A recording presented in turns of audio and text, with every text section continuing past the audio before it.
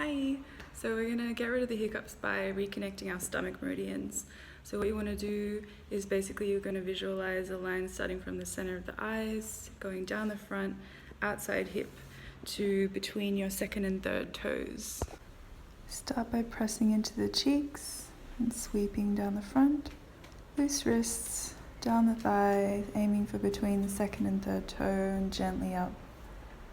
Simply following this motion down the thighs, aiming for the second toe, gently up, keeping a spine soft, visualizing that line, gently rolling up, and sweeping the front once more, down the body, and last time on the legs, gently down.